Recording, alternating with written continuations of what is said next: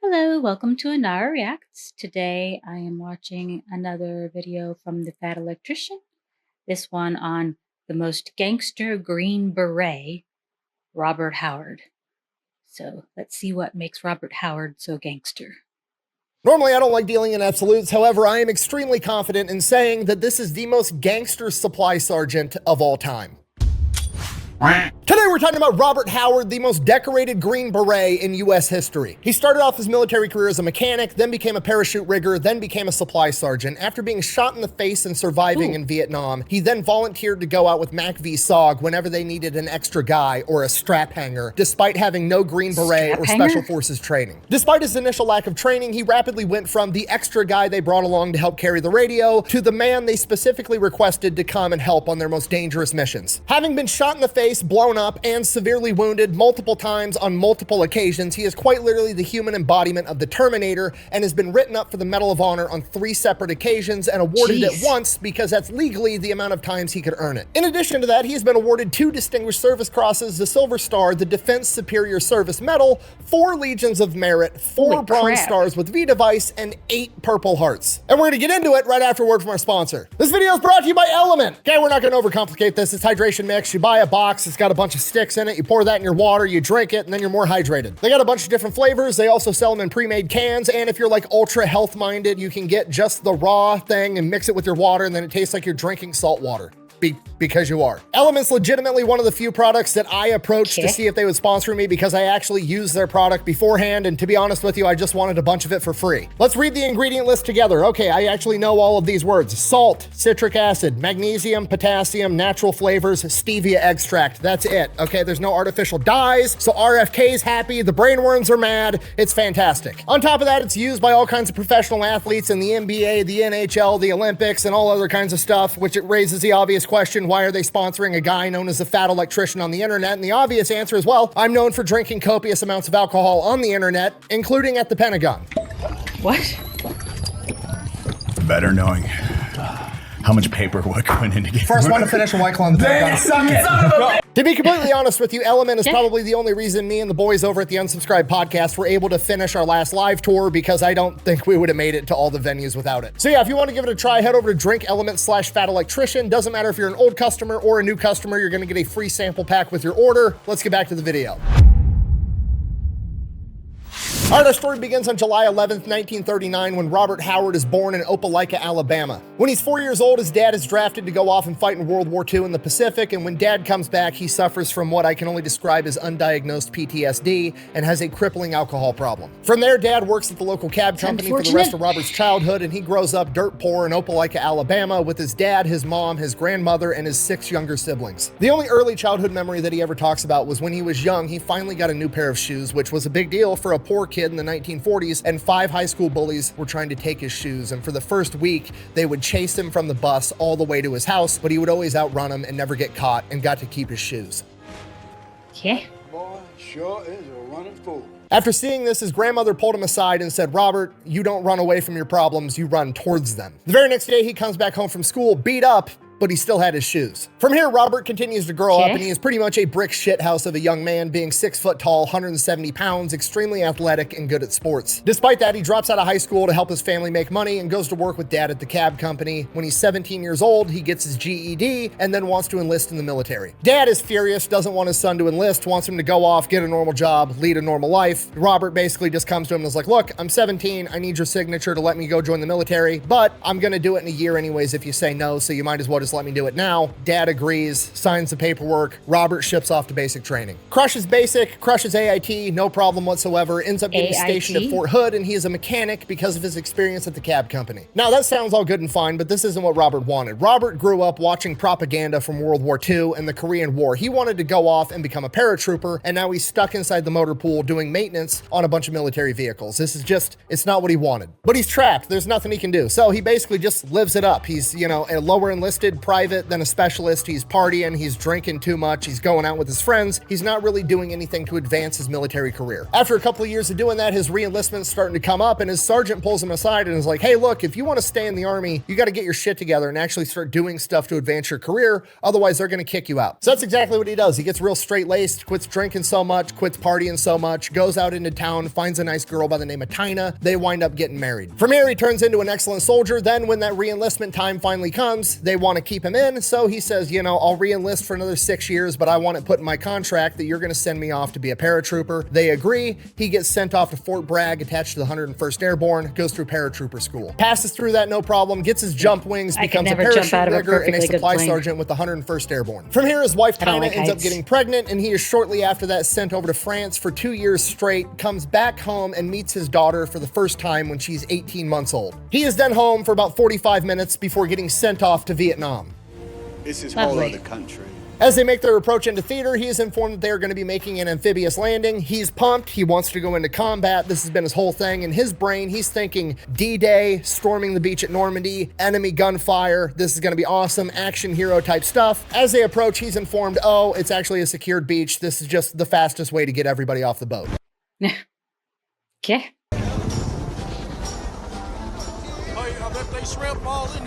So, not the excitement he was looking for, but whatever. They pull up in the Higgins boat, they drop the hatch door, he's told that they're on the beach, he steps off, full of all of his gear, 120 pounds worth of shit. He then sinks 12 feet to the ocean floor and almost drowns. From here, it's 6 weeks of just moving closer and closer towards combat, and it's just a giant nothing Why didn't burger. they get Nothing closer ever to the happens, beach? they're just driving the trucks closer, marching, getting to where the actual combat is. As they get closer, things start to escalate. Sometimes there's, you know, incoming mortars, sometimes there's enemy sniper fire, but really it's just kind of boring. Nothing ever happens, never sees any bad guys, nothing. And then one day they get ambushed. Nobody was expecting it. It's a giant clusterfuck. His officer in charge is kind of like panicking, doesn't know what to do. He's froze up, not giving any orders. Howard runs up to him and is like, what are we doing? What's the plan? Guy doesn't have anything, so he's just like, point to a spot on the map you want me to defend, I'll go defend it. Gives Howard a location. Howard grabs some guys and sets off to defend that perimeter. Once he gets to his position, he starts setting up the perimeter, getting his guys set up with fields of fire, and while he's doing that, he winds up getting shot in the face with an AK-47, right in the cheek, passes through his mouth, knocks out a bunch of his teeth, and he wakes up in the hospital. And wouldn't you know it, the guy in the bed next to him is actually his buddy from airborne school that apparently has went on to become a Special Forces Green Beret. They wind up hanging out the entire time while they're both recovering in the hospital. Then one day, Green Beret guy is getting ready to leave. His colonel comes to pick him up, and he recommends to the colonel, like, hey, this is my buddy, Robert Howard. We could use a guy like him out in the field. And the colonel's like, is that so? You think you want to do this? And Robert Howard is like, yeah, anything to get me into the action. And he just kind of nods and walks off. Okay. Howard has to spend a little bit more time in the hospital recovering. Once he's fully recovered, he basically forgot that conversation even happened, shifts back off to his unit with the 101st, gets there, and his commanding officer is like, Howard, there's a chopper waiting for you. They got to take you somewhere. And he's like, what? Where? He's like, I have no idea. Apparently it's Special Forces and it's top secret. Okay. They're not telling me shit, just to tell you to get on the chopper. So he gets on the helicopter. That flies him to Saigon to the Military Assistance Command of Vietnam, aka MACV. While he is there, he is offered the opportunity to assist the Studies and Observations Group, a top secret military unit that responds directly to the White House and the Joint Chiefs of Staff that the government will not admit even exists for decades afterwards. From here, he is told that this is strictly voluntary. He does not have to do this, but if he does want to, he'll be operating inside of foreign countries, Laos and Cambodia, two places America is not supposed to be. Also heard we're in fucking Cambodia right now. Cambodia? Man, you kidding me. Because of that, on these missions, he will be going behind enemy lines with nothing that identifies him as an American soldier, and if he is killed or captured, which there is a high likelihood of, the American government will sweep it under the rug and say they know nothing about it. Now, I can only assume hearing this, Robert is like, okay, so let me get this straight. You want me, a supply sergeant, to go out with the Green Berets in a country we're not supposed to be in the most dangerous combat that you have with a super high casualty rate, with no Green Beret training whatsoever. And the American government is like, yeah, that's exactly it. And you know, if you survive for like 6 months, we'll send you back home to America and then you can get your Green Beret and we'll get you the training then after you've already done the job. To which Robert is like, you son of a bitch, I'm in.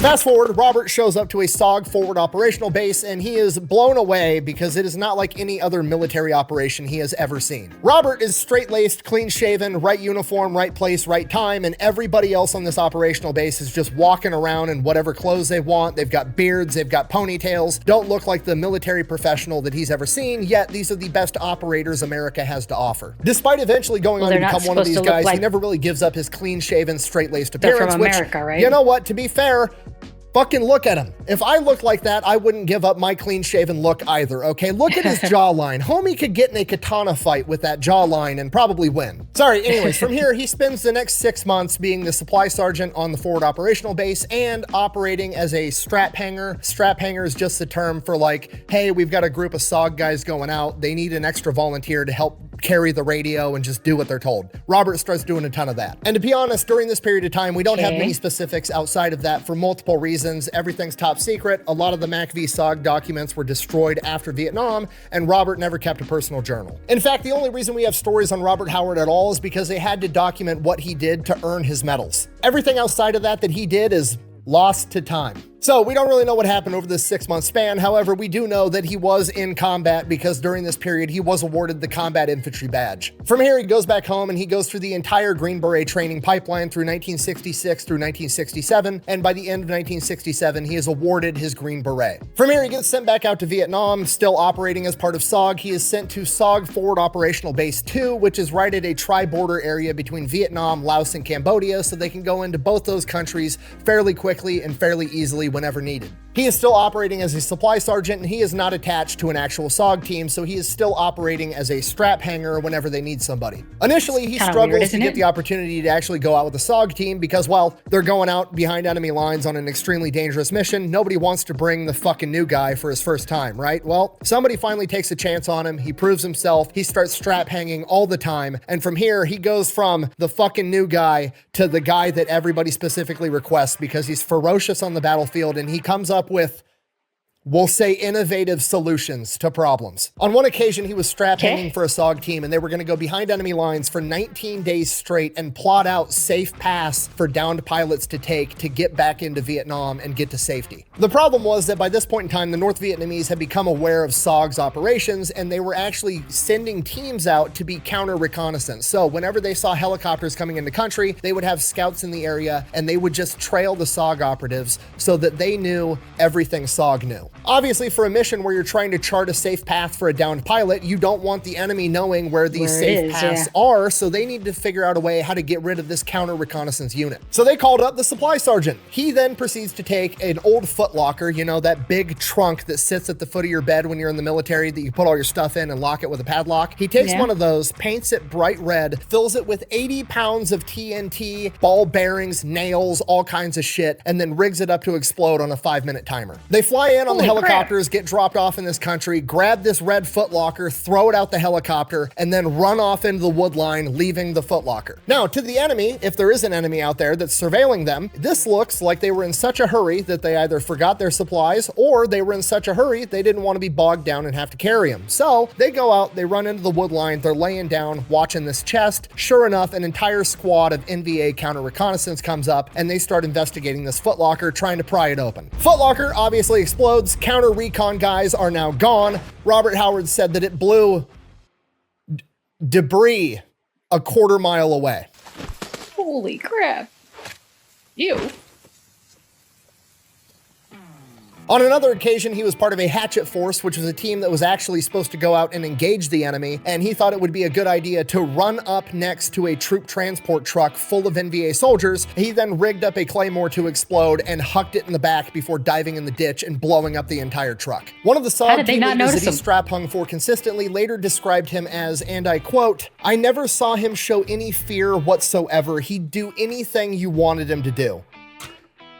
Dude was literally the Terminator. I'm a cybernetic organism, living tissue over a metal endoskeleton.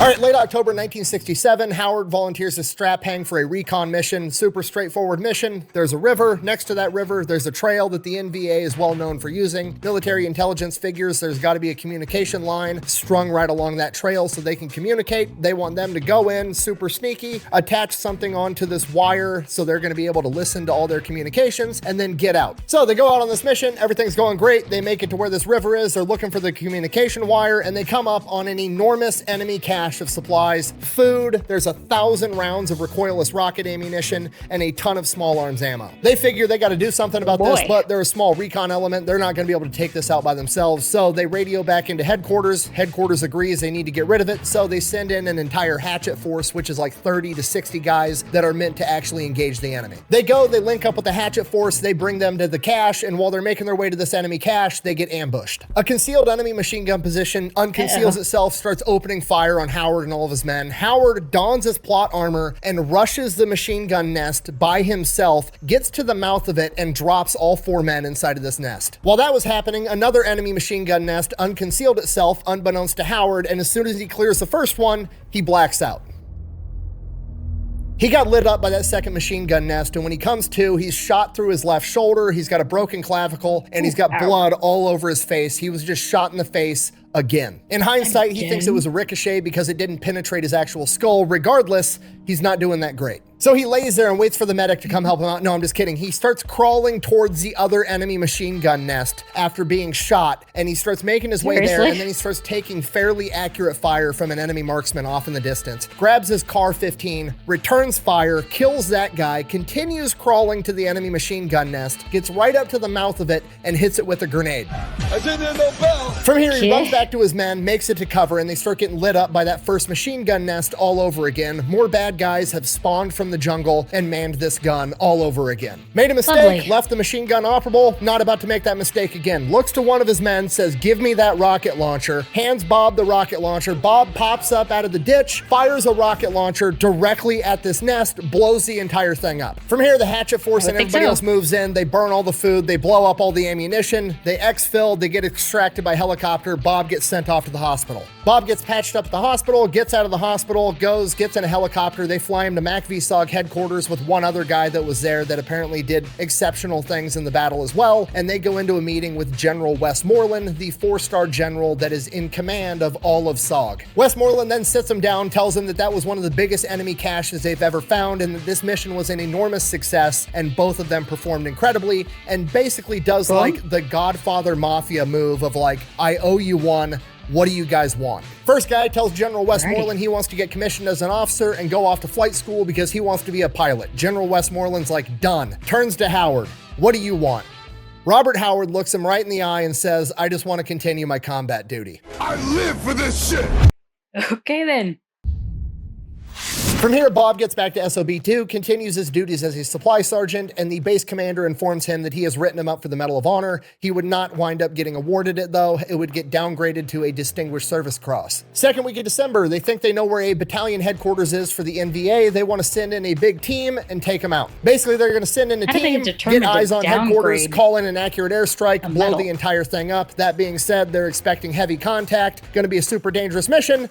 Call in the supply sergeant. So they go in, they get inserted miles and miles from where they think this headquarters actually is because they want to be able to sneak up through the jungle. As soon as the helicopters touch down, they get ambushed. During this ambush, Bob ends up getting shot through the right shoulder and getting his forearm sliced up from shrapnel. Despite that, they fight off this ambush and Bob refuses to get extracted. According to him, it wasn't that bad and he didn't want to be the reason they ended the mission. I am a machine. From here, mind you, after being shot and hit with shrapnel and getting attacked by an ambush, they then proceed to walk 2 days through the jungle to get to where they think this battalion headquarters is. So Bob and the other 9 guys in this 10-man element make it to where they think it's at. The headquarters is there. They start observing, they're looking around, they're seeing what's going on, they're watching everybody, getting intel. And they come to the realization, this isn't 1 battalion, it's 2. It is now 1,000 versus 10. But that's okay, it's not a big deal. They're not trying to engage the enemy in a 10 versus 1,000 battle. They're just there to call in the airstrike, which is exactly what they do. They call in the airstrike, a bunch of enemy soldiers take off running into the wood line, abandoning their HQ. They blow the HQ all to shit, at which point the airstrike is done and Bob's looking around like, They fucking missed some. So Bob goes in there, brings the other 9 guys with him, and they burn down all the rest of the buildings and tents and blow up the rest of the supplies. Then they hightail it out of there. As they're headed back to the extraction point, they run into a bunch of the soldiers that had abandoned their HQ, and they adopt a defensive position, get in a huge firefight. Over the course of this firefight, Howard and other estimates say somewhere between 30 and 40 NVA were killed. Helicopters show up to pick them up. Everybody starts boarding the plane, and wouldn't you know it, Bob, aka the only guy that's been fucking shot and blown up, is the last one to get on the helicopter. A few days later, on December 10th, Bob would be awarded the Bronze Star with V device for his actions during this mission. V device? From here, Bob gets patched up, goes back to being supply sergeant on SOB-2, continues going out on strap hanger missions. Like I said earlier, we don't really know the details of every single mission because all the documents were destroyed, and we only know the accounts of the missions where he earned a major medal. The next of which would come on May 14th, 1968. He goes out on a mission. They wind up getting ambushed. During the battle, Bob gets shot in the left shoulder, the right leg, and he gets blown up and has shrapnel all over him. Despite that, none of it pierces the plot armor. He continues to fight through the ambush. After the ambush is over, he gets medevaced and sent back to the field hospital. His wounds are too serious for the field hospital, so they have to send him to Japan to a specialized hospital against his will. He recovers in Japan until he's stable enough for the flight back home to America. He is then sent to Fort Bragg. While in Fort Bragg recovering, his wife comes up from Texas with his daughters, and they're living in temporary housing, and one day he gets notified that he has to come to some award ceremony. Some fancy general's giving out a bunch of awards to a bunch of people that have earned him, so he tells his wife, like, hey, we got to go to this award ceremony, and she's like, oh,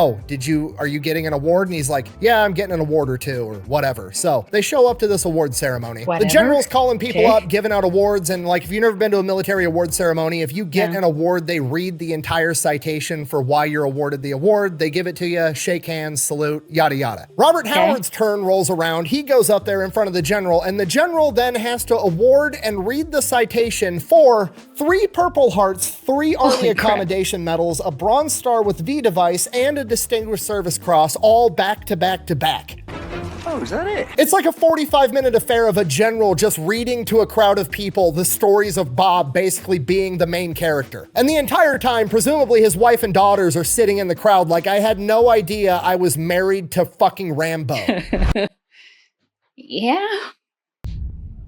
He is back at SOB-2, and he is no longer a strap hanger and supply sergeant. He is a full-fledged SOG infantry guy, and he's going to be leading teams. By November 10th, a SOG team goes out on a mission. They end up getting pinned down and are not able to get extracted. The best estimates is this is not conventional NVA forces. This is some type of special unit that has been brought in to go toe-to-toe with SOG, and they need to go in there with a bunch of more guys and finish the job. This mission would go on to become known as Slam 7, when a massive SOG force, 115 men, all go in to help recover this team. So the choppers come in and they're taking fire in the landing zone immediately. Howard jumps out of the helicopter when it's still 15 feet above the ground and starts returning fire, killing 2 enemies immediately. They continue fighting through this ambush. They make their way to this SOG recon team, and it's a scene out of a horror movie. All of the members of this recon team have been executed. Every one of these guys was severely wounded in battle, and then they were executed by being shot in the head by the NVA. While other men are still engaging the enemy, Howard and some of the other leaders on the ground are examining the bodies. They're going to recover the bodies, and Howard notices that one of the men's eyes is tracking him even though he's been shot in the head, in addition to having 19 other gunshot wounds. They call the helicopters back in. They start coming in. They're loading up the bodies and all the wounded men. The helicopters are taking off, and one of the helicopters ends up getting shot down by massive anti-aircraft guns. Their best guess is that it's an anti-aircraft set up on the back of a half track. So then they go, they rescue those guys, get them out of there, and then they call in for orders like, hey, there's heavy anti-aircraft guns. What do you want us to do? Thinking they're still going to get extracted. The whole point of coming out here was to recover the men or the bodies of the men. That's what they've done.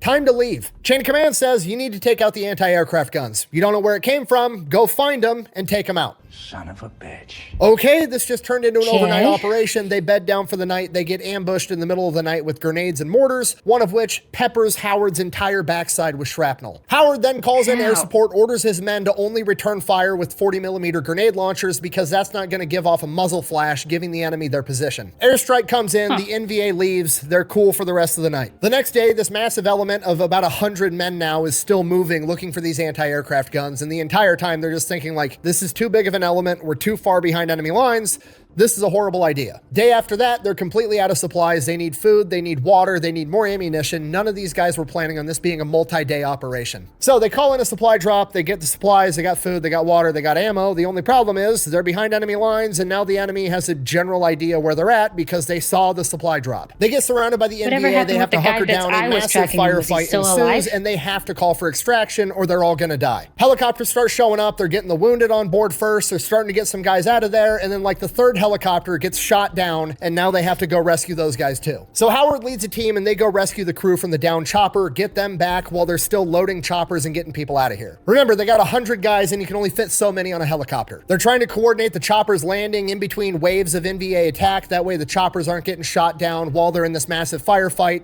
And as time passes, it starts to get dark out and they're gonna have to be out there overnight. Howard and the remaining men on the ground are basically stuck there fighting all night long. However, they get a ton of air support. They've got A-10 Sky Raiders dropping napalm. They even get a C-47 Spooky gunship, which is a predecessor to the AC-130. Literally a cargo plane that a bunch of grunts just cut the sides out of, and mounted artillery and miniguns that just circles around them, mowing down anything that tries to get near them all night long. During this night, Howard gets hit with another grenade and has more shrapnel inside of him, which he's pretty much more shrapnel than Guy at this point.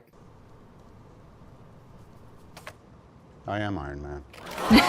Finally, morning comes around. It's foggy as shit out. The battle's died down. It's really looking like they're going to make it out of this alive. And through the fog, there's two silhouettes coming towards them with their hands in the air, and it's two NVA soldiers. Howard and the commanding officer both yell, "Don't shoot," because if they're surrendering, we want to take them in for intel, because very few NVA soldiers have been captured to gain intel. Unfortunately, with this massive SOG element, there was a large contingency of indigenous people that were fighting alongside SOG, and those guys did not listen and shot both of them immediately. At this point, Howard's pissed, the commanding officer's pissed off, and they're just like, fuck. They're waiting on the choppers to come, and after a couple of minutes, another silhouette comes walking forward with his hands up. It's another NVA trying to surrender, and before anybody can react, Howard jumps up and sprints at the guy and literally picks him off the ground, throws him down, makes sure he doesn't have anything on him, and then carries him back into their position. From here, they get extracted, they make it out. Howard actually has to go to a bigger hospital because the little aid station on their fob isn't big enough to handle his injuries, so he gets sent off to the hospital. While he's there, he finds out that that is only one of 3 NVA that have been captured by SOG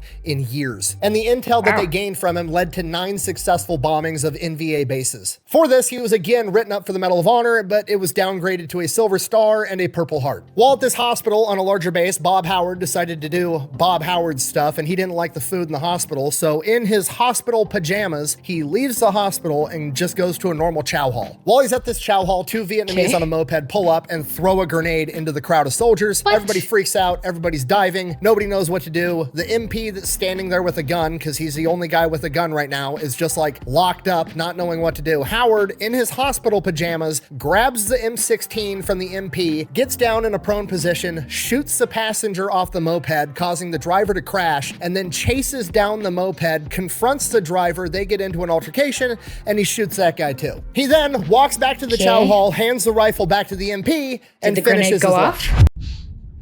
So Howard recovers, gets back to SOB2, starts going out on missions again. His next big mission is to go out and recover a SOG operative that is MIA from a previous mission. So they go in with helicopters, and as soon as the helicopters come out, they start getting lit up by enemy gunfire. It's an ambush. They are using this guy as bait. Howard ends up making it out of the helicopter. He estimates that there was probably 2 platoons launching this ambush, and in the first opening seconds, 8 NVA soldiers got killed. In the opening minutes of this battle, Howard gets hit with an enemy grenade up close. It launches him 10 feet down a hill, and he is now unconscious. When he finally comes to, he wakes up and he sees red. Not like he sees red, he's angry and he just drank a Monster Energy drink and his name's Kyle and he sees a bunch of drywall red. No, like that's the only thing he sees is the color red, and for a minute he freaks out thinking he's been blinded. He still hears gunshots and explosions going off all around him. All hell's breaking loose. He has no idea how long he's been unconscious. He starts wiping his eyes and they're just caked with blood. He's bleeding all over the place and his vision starts finally coming back. He reaches for his gun.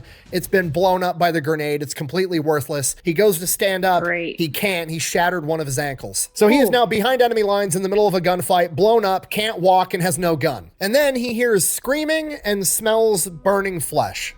All the rest of the men that aren't injured have made their way into the wood line off of the landing zone, and there is now an NVA soldier that is going to all of the wounded men, mostly indigenous guys, and Robert Howard, and he is walking up to them with a flamethrower and burning them alive. At this point, Howard knows he's fucked. He's about to get burned alive, so he starts digging around for anything he has on him that's going to be helpful. He ends up finding a frag grenade. His hands are so messed up, he can't really use his fingers yet with a lot of dexterity. So he's fighting, trying to get his fingers in, and he manages to pull the pin on this grenade, and he's holding the spoon down, and he figures, you know, I'll blow myself up rather than get cooked. But he waits. He's in some tall grass. Maybe this guy isn't going to see him, and he's not going to have to blow himself up. So that's what he does. He just waits there, holding this grenade spoon down so it doesn't blow up. He's got the pin in the other hand. In case he gets lucky, he can shove that back in, and it's all good.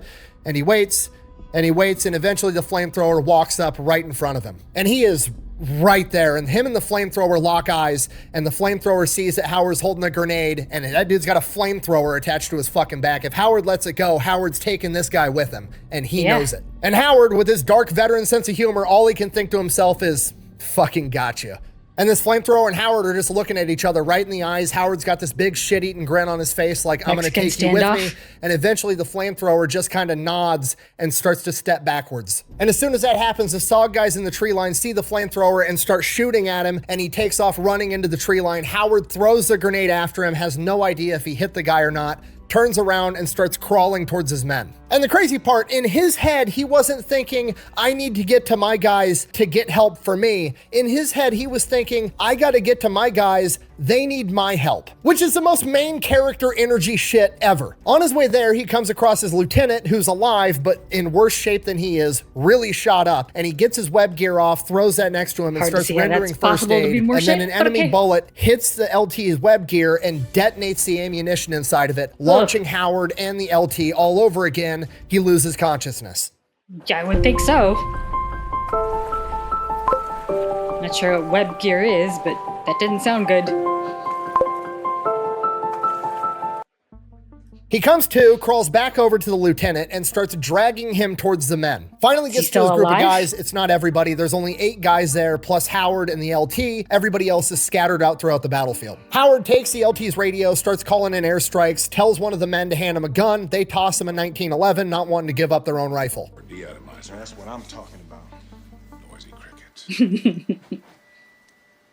As he's calling in these airstrikes, a squad of MVA charge their position with bayonets, wanting to take him alive. Howard ends up shooting 3. His men take out the rest. Howard's still on the radio. They're sending in gunships. As the gunships are approaching, one of the indigenous fighters that's with him ends up taking a bullet to a smoke grenade on his web gear, freaks out, throws that off of him, and over the radio, Howard hears, "Where are you in relation to that purple smoke?" And Howard's looking at this in front of him, is just like, that's us. As the gunships arrive, the battle kind of dies down a little bit. Howard takes the moment to set up an actual perimeter, directing his men's fields of fire, and he's sending runners out to other small groups of SOG guys that got separated, and he gets everybody on the ground consolidated. He now has about 30 men. From here, Howard asks the medic how his lieutenant's doing. The medic says he's doing everything he can, but he doesn't think he's going to make it, to which Howard replies, and I quote, "Make him make it." Howard then brings in all the able-bodied men that he has them consolidate ammunition, and then pretty much just tells them how it is. We're not moving anymore. We're going to stay right here. You're going to fight or you're going to die, and if you try to run, I will shoot you myself. Everyone fights. No Lovely. one waits. You don't do your job, I'll shoot you. He then directs his men where to place claymores and asks his men if anybody has strobe lights, collects all the strobe lights that they have, and crawls around their perimeter and places the strobe lights in place before crawling back to the center to man the radio. Once back at the radio, he tells headquarters that his perimeter is marked and they need to shoot pretty much everywhere that isn't inside of this triangle. They tell him the Huey gunships are 15 minutes out. He doesn't have 15 minutes. The NVA just launched another major attack. The only thing they have right now is a Cessna 01 Bird Dog circling overhead, mostly there to help coordinate airstrikes, but it does have 4 white phosphorus rockets on board. It's not a lot, but it's better than nothing. Robert tells them exactly where to fire these rockets. They fly by, fire the 4 white phosphorus rockets, and repel this wave of the attack. The 01 Bird Dog pilot then radios down to Robert, "That's all we've got," to which Robert replies, "You got an M16 up there?" And they're like, "Yeah." He goes, "Fly by and drop it off. I need one." So now at least he's got a gun, and he's got to survive another 10 minutes before the Huey gunships get there. NVA launches another attack. This time they're trying to come through a creek bed. Robert directs his men to use 40mm grenades and just start lobbing them into this creek bed and repels that wave of the attack. The next wave comes. This time they're coming towards the same place that Robert had all of his men place all the claymores. They let him get up close, detonate the claymores, repel that wave. Finally, the Huey gunships show up, but it's getting dark out. They can't see much, so Howard has to direct their fire from the radio on the ground. And this goes on for hours. When the Hueys run out of fuel and ammunition, they get cycled out with a Moonbeam gunship. And when that runs out of fuel and ammunition, they bring in F-3 Phantoms. They're just cycling out whatever aircraft they have to get Howard the fire support that he needs, and the entire time he is on the ground directing their fire. He is quite literally like an orchestra conductor guiding a symphony of destruction all around him. And this goes on for 4 hours before Howard gets word that Hueys are on their way to come extract him. The first Huey shows up, they get it loaded up with wounded, dead, and indigenous fighters. Howard, even though he's injured, refuses to leave the combat zone. First Huey takes off, second Huey lands. More men get loaded on that Huey. Again, Howard refuses to leave. He is the highest ranking man on the ground, and he is going to be the last one out. After the second Huey leaves, it is now just Howard, 2 other SOG guys, and 2 indigenous fighters. As the third and final Huey pulls up, they get the 2 indigenous on board. 1 SOG guy hops in the helicopter as Howard and the remaining SOG guy get into an argument right at the helicopter. Howard has just seen the dead body of his lieutenant off in the distance. He was originally loaded on the first helicopter, and because he had passed, some of the indigenous fighters decided they were going to throw his corpse out of the helicopter to lighten the load so the helicopter could get out of there faster. Robert Howard is not about to leave his lieutenant out there. The other SOG guy in the helicopter hops out, and the 3 of them go out, retrieve his body, drag it back to the helicopter, get him loaded up. The other 2 SOG guys get loaded in the helicopter and then pull Howard into the helicopter as he is the last man out. From here, Howard is immediately shipped off to a hospital in Saigon to be treated for his injuries. The chain of command then debriefs all of the remaining men that they have, and pretty much everybody has the same story. They all would have died if it weren't for the leadership of Robert Howard. The men on the ground were credited with 25 to 50 kills, and the airstrikes directed by Robert Howard were credited with at least 50, most likely more. For this, Robert Howard is awarded a 2nd Distinguished Service Cross and written up for the Medal of Honor for a 3rd time. After the debriefs, a couple of days go by. Nobody's really expecting to see Robert Howard anytime soon. If ever again, he might be going home for good after the extent of his injuries. And sure enough, like 4 days later, he shows up in hospital pajamas to SOB2. He was apparently satisfied with how much he had recovered in 3 days and thought the medics on SOB2 could handle the remainder of his recovery. So he went AWOL from the hospital, hitched a ride back to SOB2, and he's planning on going back out on missions already. I know I've already said this, but the dude is literally the Terminator. He can't be stopped.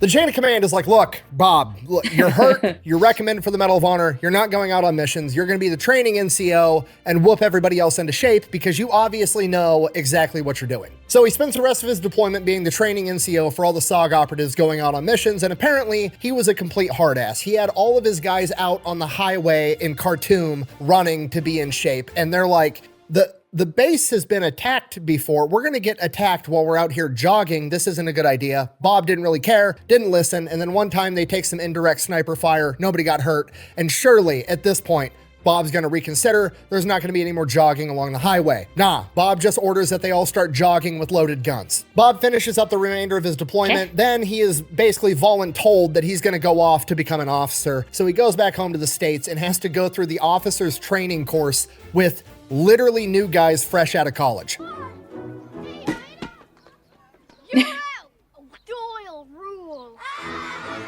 Which is hilarious. Could you imagine being some 23-year-old kid that's got a 4-year degree from college and now you're in officer training school to be an infantry officer and you're in the same class as Bob fucking Howard, the Terminator, who's got 2 Distinguished Service Crosses and like 5 Purple Hearts at this point? Even worse, could you imagine being this guy's instructor tasked with teaching him how to be an infantry officer? Obviously, he passes officer candidate school with flying colors. From here, they ship him off to Ranger School, which is one of the hardest programs in any military branch ever. He basically walks through it backwards and graduates as the Distinguished Honor Graduate, meaning he was literally the best guy in the entire class, which is super impressive regardless, but it's absolutely insane that Bob Howard was able to be the best guy in the entire cycle of Ranger School, despite having been blown up, shot multiple times, all the shit he's been through, and he's like 30 years old, and he's just smoking all these new recruits. After that, he goes to some other leadership school, then they send him off to Jungle Warfare School. Of all the Why? schools he apparently needs to go to, they send him to jungle warfare school. After that, they send his ass back to Vietnam, to Khartoum, to SOB2. And the crazy part, he's pumped. He wants to get back and start going out on missions. He gets there, he's told that he's still waiting for the Medal of Honor. They're not going to be sending him out on missions. He's going to resume his role as training all of the new guys. From here, he does a great job. He knows when a guy's ready to lead the team. He knows when a guy isn't. He's training these guys, toughening them up, getting them ready. Sometimes he takes it a little bit too far. There was one time he loaded shotgun shells with rock salt and was shooting it at people. Oh. It was Vietnam. It was a different time.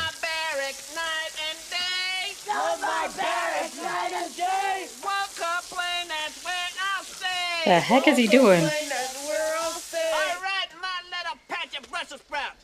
Uproot yourselves, climb out the pole, get some rest. Tomorrow, lady, we gonna start the hard stuff. He didn't get to go out on missions, but he still did get to see some action because multiple times while he was there, SOB2 was attacked and he got to help defend it. On one of these occasions, he would actually be shot in the heel during the opening portion of the battle. Bob, being Bob, doesn't really give a shit, just bounces right off his plot armor. He starts directing men and leading the defense of the compound. And as he's doing his thing, some specialist comes running up to him and is like, Bob, you got a phone call. And he's like, motherfucker, I'm kind of busy right now. We're defending the compound. And he's like, but it's General Westmoreland. And he's like, what does he want? I mean, does he know that we're under attack right now? What's the deal? He goes, no, but he wants to talk to you. You need to go talk to him right now. So he's like, fuck, okay. So he like limps across the base, gets over to the phone. Bob answers the phone. He's like, hello. And General Westmoreland's like, Bob, how are you? And he's like, I'm good. My foot kind of hurts. I'm a little bit busy. What's up? And he's like, I just wanted to call and congratulate you. You're being awarded the Medal of Honor. And he's like, oh,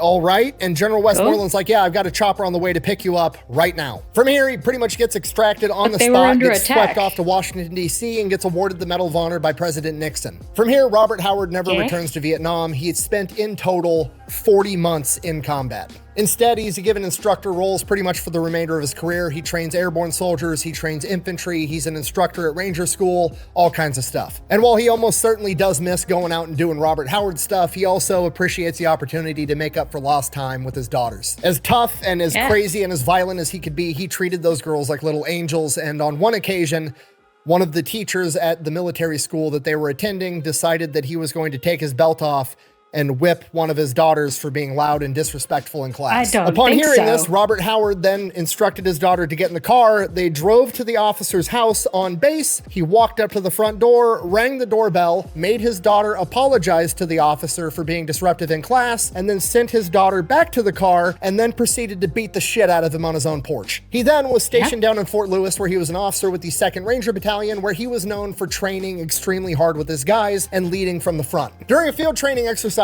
they were going to jump out of a plane simulating an airborne mission, and then they were going to pack their shit up and road march 26 miles. Upon jumping out of the plane, Robert Howard's chute doesn't open properly and he hits the ground at twice the speed he's supposed to. The medics overseeing the LZ run up, assuming that this guy is dead, only to find Robert Howard packing up his chute. He looks over at the medics and says, if this shit gets any harder, I'm gonna quit. He then proceeds to finish the 26-mile road march. How you doing? I'm back, motherfucker! Okay, Robert Howard might be the biggest badass I've ever covered, which is saying an awful lot. I've never seen plot armor this thick. It's absolutely insane. He continues to serve in the military in multiple roles until finally retiring in 1992 after 36 years in service at the rank of colonel. He would then pass away at the age of 70 in 2009, and that is a story of Robert Howard, the most gangster supply sergeant of all time, the most decorated Green Beret of all time, and quite literally the human embodiment of the Terminator. Thank you for watching. Best way to support the channel is go buy some merch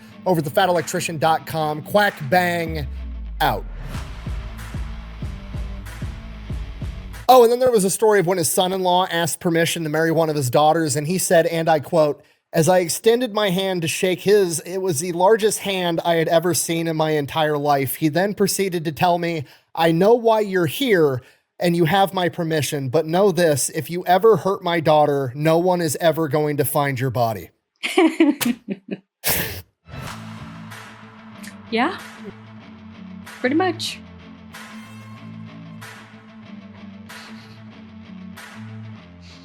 I was down at the bottom of the hill, and there was a sergeant named Brown who got shot up pretty bad, but He come over to me and I said, is the lieutenant still alive? And he said, yes. He said, we've got him down. He said, I've got an IV in him, but I don't think he's gonna make it. I said, make him make it. I said, you keep that lieutenant alive.